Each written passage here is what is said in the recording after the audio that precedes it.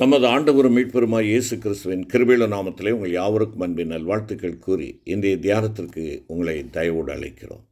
இன்றைய தியான பகுதி சங்கீதங்களின் புஸ்தகம் 1 சங்கீதம் 1 முதல் 6 வசனங்கள். சங்கீதம் 1 முதல் 6.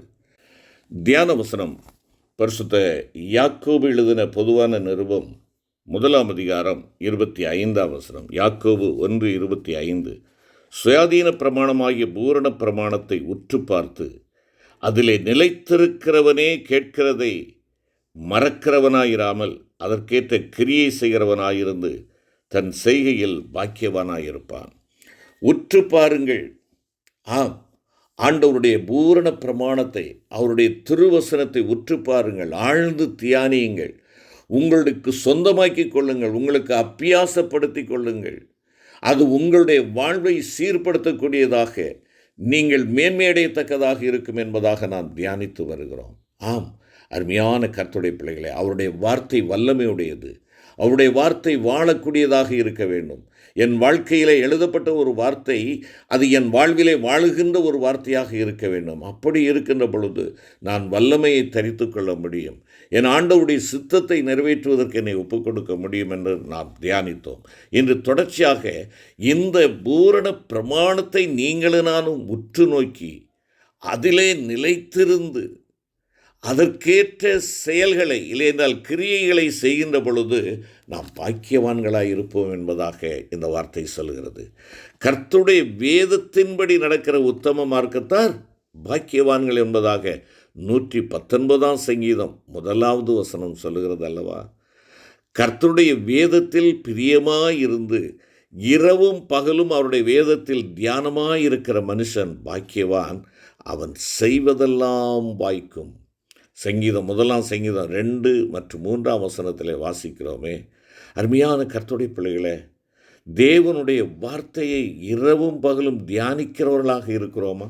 அவன் செய்வதெல்லாம் வாய்க்கும். இன்றைக்கு என்னுடைய கையின் பிரயாசங்கள் வாய்க்கவில்லை, எல்லாம் நான் விழலுக்கு கிடைத்த நீராக மாறிவிடுகிறது. என்னுடைய உழைப்பெல்லாம், என்னுடைய வருமானமெல்லாம் பொத்தலான பையிலே போட்டு எங்கேயோ மறைந்து ஓடுகிறதை போல இருக்கிறது. உழைக்கிறோம், வேலை பார்க்கிறோம், ஆனால் ஒன்றுமில்லை என்று சொல்லக்கூடிய நிலை இருக்கிறதா? அருமையான கர்த்தருடைய பிள்ளையை, சங்கீதக்காரன் சொல்லுகிறார், நீ செய்வதெல்லாம் வாய்க்க வேண்டும் என்றால், நீ செய்கிற காரியங்கள் ஆசீர்வதிக்கப்பட வேண்டும் என்றால், நீ பாக்கியவனாய் இருக்க வேண்டும் என்றால், உன் வாழ்க்கை நீர்க்காலிகளின் ஓரமாய் நடப்பட்ட ஒரு மரத்தை போல தங்களுடைய காலத்தில் தங்களுடைய கனியை கொடுக்கிற இலையுதிராக இருக்கிற மரங்களைப் போல் இருக்க வேண்டும் என்றால், நீ செய்கிற காரியமெல்லாம் ஆசீர்வதிக்கப்பட வேண்டும் என்றால், அருமையான கர்த்தருடைய பிள்ளையே, 2 வசனம் சொல்லுகிறது, கர்த்தருடைய வேதத்தில் பிரியமாயிருந்து இரவும் பகலும் அவருடைய வேதத்தில் தியானமாயிரு என்பதாக.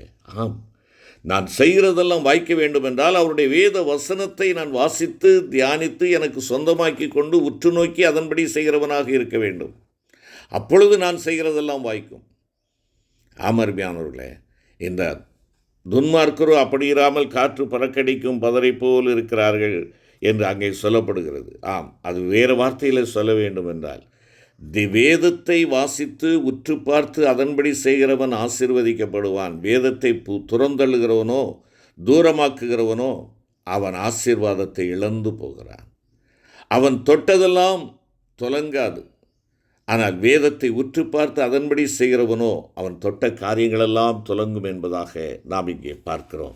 அருமையான கர்த்தருடைய பிள்ளைகளே, சிறுமைப்பட்டு ஆவியில் நொறுங்குண்டு என் வசனத்துக்கு நடுங்குகிறவனே நோக்கி பார்ப்பேன் என்பதாக ஏசாயா 66 வசனத்தின் மூலமாக ஆண்டவர் உரைக்கிறார். ஆம், சிறுமைப்பட்டு ஆவியில் நொறுங்குண்டு என் வசனத்துக்கு நடுங்குகிறவனையே நோக்கி பார்ப்பேன். இது என்னுடைய வாழ்க்கையின் அனுபவமாக இருக்கிறதா? அருமையான கர்த்தருடைய பிள்ளையே, நீ யாருக்கு நடுங்குகிறாய்? யாருக்கு அஞ்சுகிறாய்?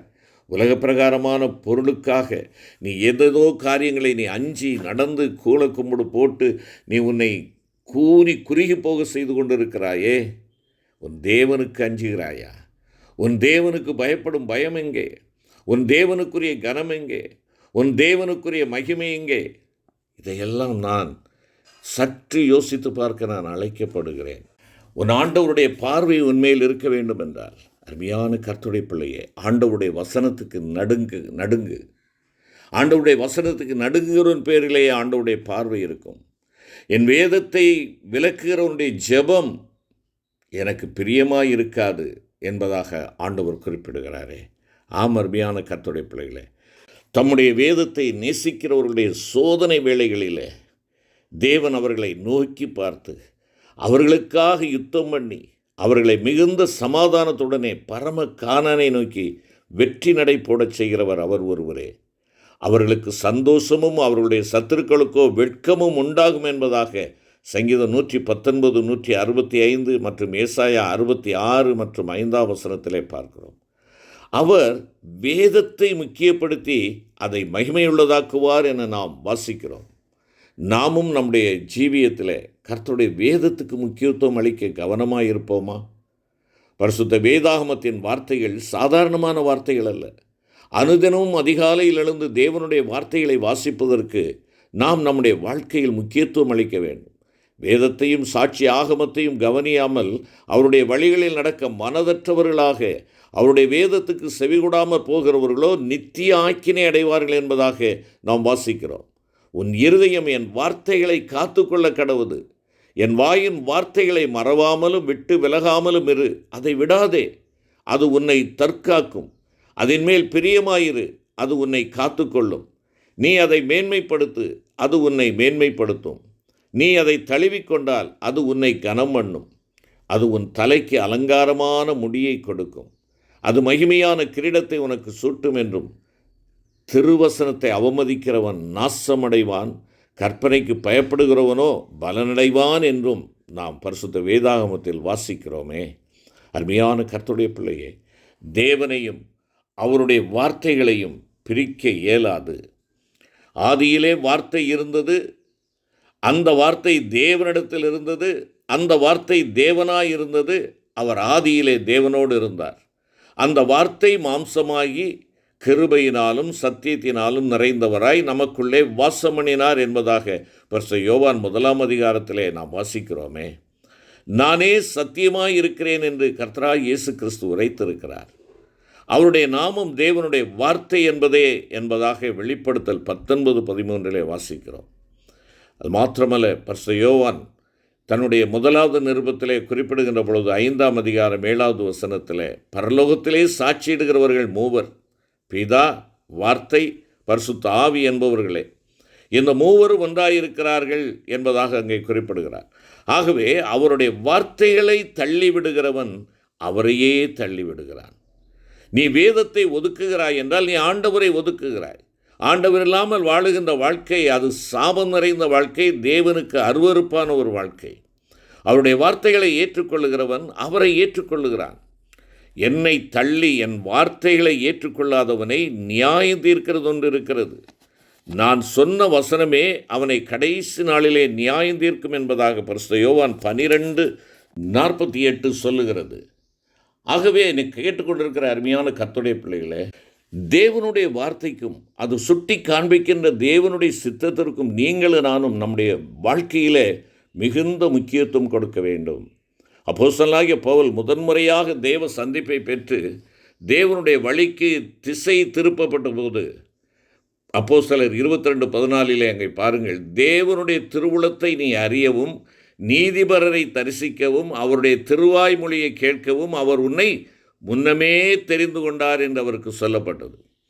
அது முதற்கொண்டு அவர் தன்னை குறித்த தேவனுடைய திருவுள சித்தத்தை ஆராய்ந்து அறிந்து அதை நிறைவேற்றும்படியாக தன் வாழ்க்கையையே அதற்காக அர்ப்பணித்து விட்டார். பின் நாட்களிலே ஆவிக்குரியவன் எல்லாவற்றையும் ஆராய்ந்து நிதானிக்கிறான், ஆனாலும் அவன் மற்றொருவனாலும் ஆராய்ந்து நிதானிக்கப்படான்.